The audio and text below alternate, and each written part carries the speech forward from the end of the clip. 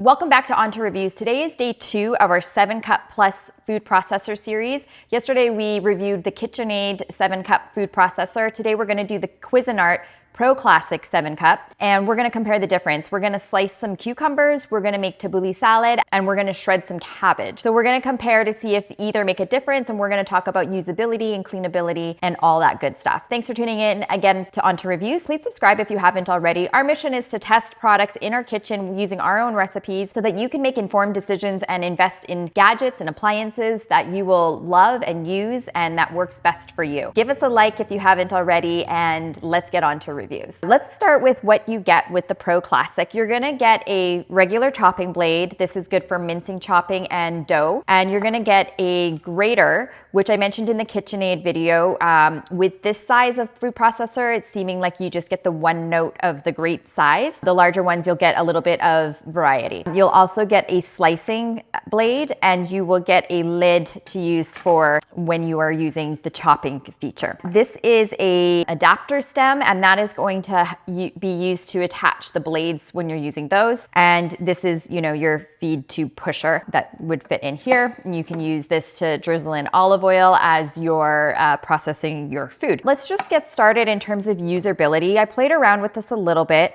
I will say that it's not super intuitive. There's lots of notes that says, please refer to the instruction manual. I like a manual that you can kind of glance through. You get visuals and you can kind of see how to use it rather than read through like a novel, which this didn't have. So I skipped through and I sort of figured it out on my own. Cuisinart seems to be the type of company that you have to sort of go through the steps to get the machine to actually work. And I think that's just an added safety mechanism. However, for me, I find that to be a little bit annoying, and I will show you why. So there's a step to each process before you can unlock the next step. So it's almost like you're in a video game and you have to sort of get through everything to get to the end goal.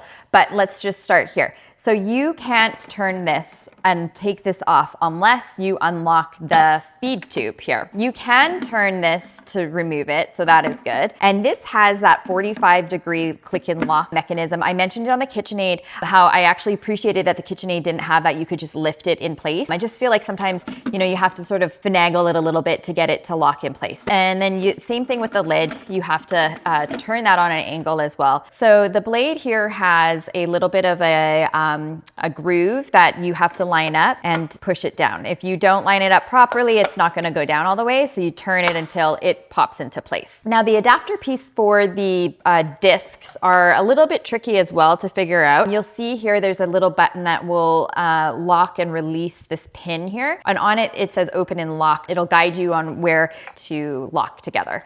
If you don't have good eyesight, that won't really be a feature you are going to love. And it is a little bit tricky, again, like to figure it out. You'll just line it up here and then you will turn it until the half moons sort of line up. And then from there, it has the same groove design.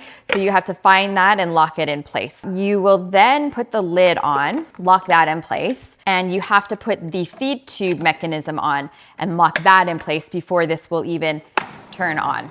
Now the on and off switch is nice and hardy. I like that. You press this up and this will just be consistently turning. The bottom is your pulse. So you can do this to pulse it. So we tested some cucumbers earlier. Basically what I noticed is you have this feed tube here and you have to cut everything to size to go into this. Otherwise it just won't fit. Now other food processors usually let you use this whole shape here so you can put bigger pieces in. So I wasn't really loving that feature. I feel like it'd be nice to have some control. It seems like this model is really big on safety, which probably is a good thing if you don't want to lose a finger. But I think that if you feel confident in the kitchen, why be restricted by size? So the cucumber obviously didn't really need to be cut, but for the cabbage, we had to cut it into small little pieces to fit it in, and that was a little bit tedious. A food processor, in my mind, is meant to speed up your cooking process. Cutting things into these little, to fit this little hole, I feel like is a little bit counterintuitive. So when we did the cucumbers, I fed the cucumber in and I just let it go. I didn't even need to use this. It just sliced it pretty evenly. So that was nice. Now with the shredded cabbage, I did use this to give it a little push. Some of it got caught up at the top like it did with the KitchenAid. For this one, it didn't seem as messy to take apart and sort of get it into a bowl and whatnot. The shred size was about the same as the KitchenAid. It was small. You don't get those long shreds. You don't have any control over that. So if you don't need some texture in your salad or whatnot, then this would be sufficient for you. However, if you're looking for something very specific, I think this is a little bit too basic for your cooking needs. Let's go on and make the tabbouleh salad and see how that fares. All right, we're gonna add some cucumber. I'm gonna make it consistent chunks. Give it a little head start. We're gonna add some tomato. I'm gonna do about the same size as well so that we can try to get the same consistency as well. And then we're gonna add some green onion and some parsley. What I do like about this design is that it doesn't have a stem in the center, so you can kind of just pile things in like a bowl. That's kind of nice. Right, and this calls for fresh mint. And let's add some fresh lime. I'm gonna add a little bit more. And some olive oil, about the same as the lime. Add some salt. And let's add some pepper. Okay, let's see how it works. I'm gonna pulse it.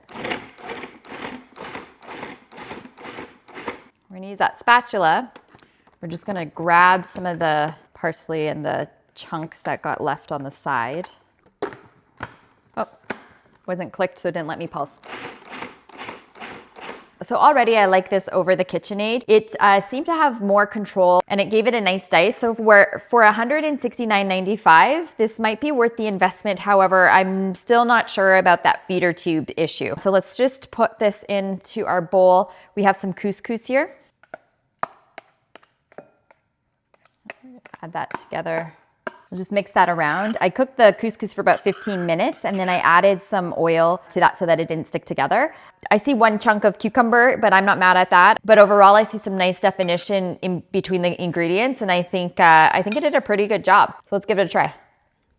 That's really good. Let me know if you want me to link the recipe below, although you probably saw I sort of eyeballed it. So the tabbouleh salad turned out pretty good. I did notice when I was taking the lid apart that this piece comes out. That was a nice surprise. You can use that to drizzle in your olive oil as you're making your salads and things like that. So I thought that was a feature you'd like to know about. This machine has a lot of doodads and a lot of things going on. So if you want something simple that's really easy to use, this may not be the machine for you. The downside that I mentioned before was the small opening for the feeding tube. I mentioned that that would prolong the process of cooking quick, which I think is why we all invest in a food processor in the first place. What I did like about this machine, however, is that when I was making the tabbouleh salad, the lever was really easy to grab and it has a nice tension to it, so it gives you really good control so you're not over processing your food and getting a soup. So I think that's why the tabbouleh salad turned out really well. The grate and the slicing feature worked well. Also, it was pretty consistent. However, again, if you want something that's very precise, you might want to use a mandolin instead. The cabbage, however, you don't get a long grain, but if you're looking for just,